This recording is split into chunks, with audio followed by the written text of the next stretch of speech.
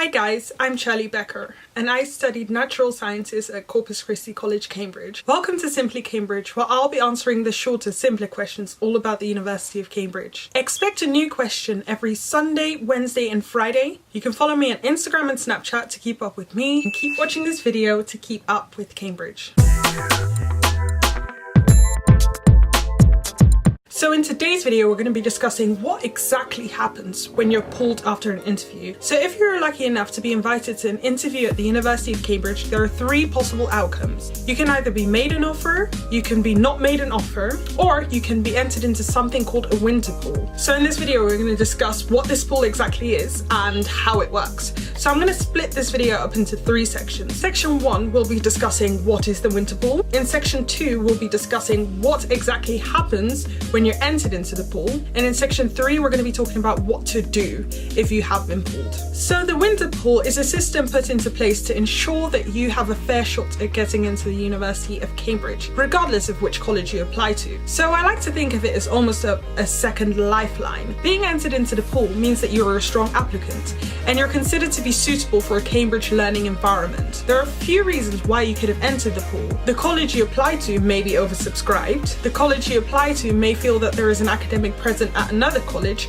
that may be more suitable to your learning style and your interests, so on and so forth. So if you're pulled after an interview, do not feel disheartened. I personally would take it as a little bit of a compliment. It means that the person who interviewed me does see the potential in me and does possibly see me studying at Cambridge, because if you think about it, you could have just as easily have just simply been rejected. They didn't do this. They sent you into the pool to kind of give you a second shot at being re-interviewed or possibly being made an offer by another college. And if that's not convincing enough why you should be positive about being pulled, then I've got a little story for you at the end, so make sure you keep watching right until the end of this video. So what exactly happens when you're entered into the pool? What goes on at the University of Cambridge when all the students who have been pulled have been entered into this so-called winter pool? During my time at Cambridge, I had the opportunity to speak to an academic who was able to describe to me what happens when someone is entered into the pool. So I'm just going to share that information with you. In the year of 2016, 94% of the colleges entered at least one student into the pool. That is 29 out of 31 Cambridge colleges. So being pulled is quite a common thing. There were a total of 3,800 students that were entered into the pool in the year 2016. So if you are one of these students, you're definitely not alone. Once all of the colleges have submitted their desired applicants into the pool, if there are any, then all of the students are organized into files in accordance with the subject that they applied for. There will be a pile of applicants for maths, another pile for chemistry, another pile for English, for example. You get the point. So then each of these subjects are allocated a different time slot, so to speak, maybe on a different day. Maths might be on Monday and English might be on a Tuesday. All the admissions tutors from different colleges then meet in a formal setting and are given the opportunity to quickly read through the files of all the applicants for their subject. For example, if you had applied to study engineering at Downing College and you were entered into the pool, you'll be in a pile of other engineering applicants. Your interview report will be read by admissions tutors from all colleges, including Downing as well. Once the academics have gone over all the applicants, the academics then form a list of all the students they wish to potentially form part of their college. Usually this list is in order of preference. So if there's an applicant number 284 that the admissions tutor at Corpus Christi College really wants, this applicant is likely to be at the top of his list. At this stage of the pooling system, it is possible that you're appearing on multiple admissions tutors list. So then there is a next system in place to make sure that everything gets done fairly. Every college is then allocated a random number, and this random number is reflective of the order in which the colleges are able to state their preference of applicants. So for example, if Trinity was randomly designated number 1, Corpus number 2, St. John's number 3, then it would mean that Trinity gets to say their first applicant first, then Corpus, and then St. John's. So what happens next is we kind of go round in this circle of numbers. So college number 1, college number 2, college number 3. And as we go around, the college is able to say, I want applicant number 284. Then the next college can say, I want applicant number 290. 95. I'm just calling out random numbers at this point because this will be a sort of a blind bidding. They won't know the name of the applicant, they won't know the picture necessarily of the applicant. It's kind of anonymous to make sure that everything is done fairly. This circle continues to happen until all the colleges have stated their desired preference for applicants. If we kind of go back to number 1, which we said was Trinity, and Trinity says, I want applicant number 364. That means that if applicant number 364 was present on anyone else's list, they then have to be crossed off because Trinity has already taken you. So then if Corpus wanted that same applicant and Corpus put that applicant as their first preference, Corpus can no longer say this. So Corpus now has to say their second preference. So I think you get the point, but this is sort of how it works. And then once all the colleges have stated their preferences, all the spaces have been taken up, and the people who wish to have been taken out of the pool have been taken out of the pool, the pooling system is finished. So what do you do next? What do you do if you've been informed that you've been taken out of the pool?